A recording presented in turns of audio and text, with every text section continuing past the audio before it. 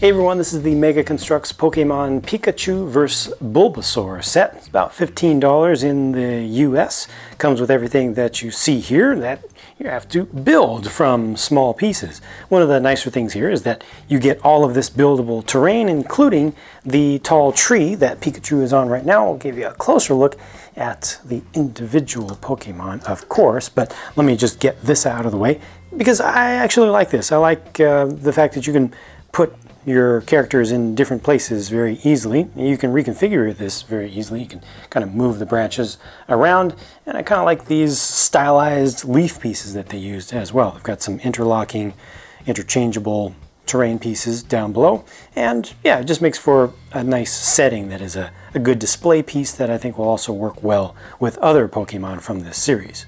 Pikachu comes with a big old stack of lightning bolts that can be used for a thunderbolt attack, or you can take some of those apart and put them into both hands if you want to just split it up a little bit. It's a total of 3 pieces of lightning that are all together, and they're just on kind of rotating joints, so you can change around how you configure this and set things up to look a little bit different and to approximate other electricity-based attacks. But let's get in even closer.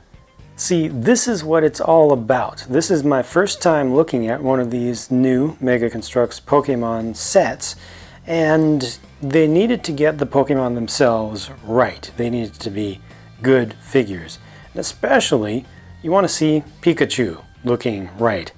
I feel like nobody to date who has tried to do buildable figures of this style for Pokemon has gotten it right, especially with Pikachu, because the neck just doesn't do it for me. It just isn't right. You shouldn't have a skinny neck for a Pikachu.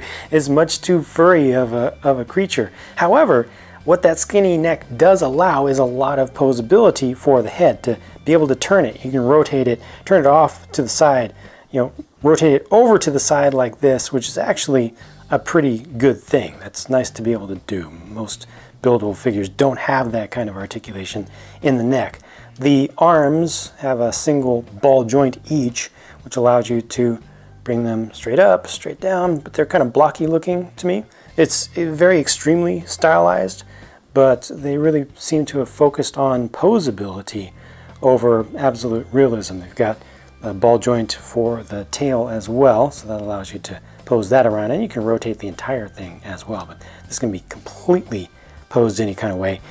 They only use prints, no stickers used for these for any of the decorations, so that's always a nice thing to get just actual specialized prints that are made specifically for a figure.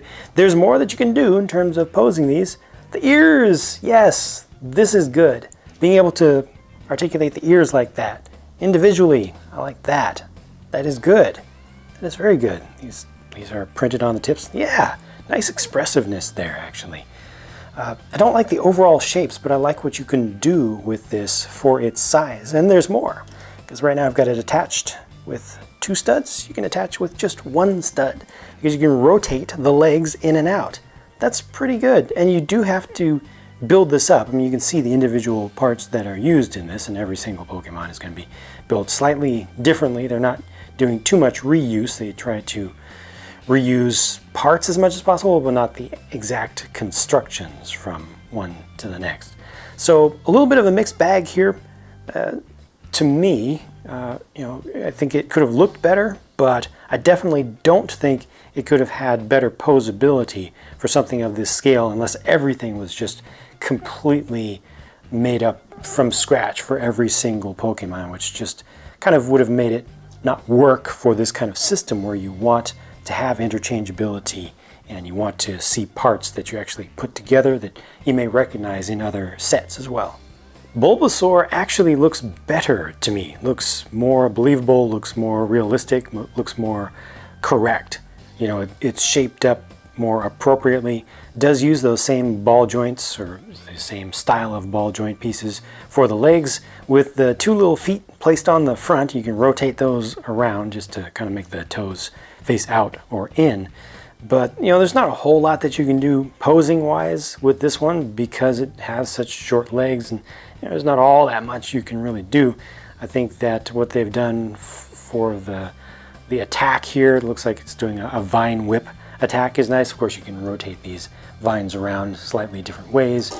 I just want to re-angle one of these. These pieces do come up a little bit too easily here. They're just attached with one single stud each, but so you can kind of move those around to get slightly different poses there. But I mean, most of what you can do with this is just moving the legs forward and back. You can also splay them apart, which does allow you to actually get down to the ground a little bit closer. Yeah, those parts do fall off too easily. I will definitely say that. That's too easy, but you can kind of make it, lean back a little bit more, make it look like it's trying to sit. But yeah, I think that at least this one is built well, and it definitely uses more common pieces, more recognizable standard pieces than Pikachu did. This one does also have the ability to change the angles of the ears. If you want to bring those out, you can even bring one down so it's below horizontal. That's actually a pretty good look. So I'm relatively more happy with this one. Know what else I like about what they've done with Bulbasaur?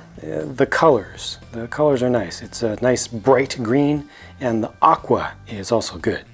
So not a perfect effort from Mega on this set, in my personal opinion. I think that the value you get here is pretty respectable though, and I definitely prefer Bulbasaur between the two, although Pikachu has a lot more posability, and I do like all the terrain stuff in the background, which of course you can start to take apart and adjust and also combine together with other things and create, larger scenes. So overall, not too bad. Could have been a little bit better though. That's all I have to say about this set. This was my first look at any of the Mega Construx Pokemon sets, and I'm going to check out at least a couple more as well with different styles and sizes. So stay tuned for that. Let me know if you have any thoughts that you would like to share with myself and the rest of the viewers. Just leave comments down below, and I'll be talking to you again soon.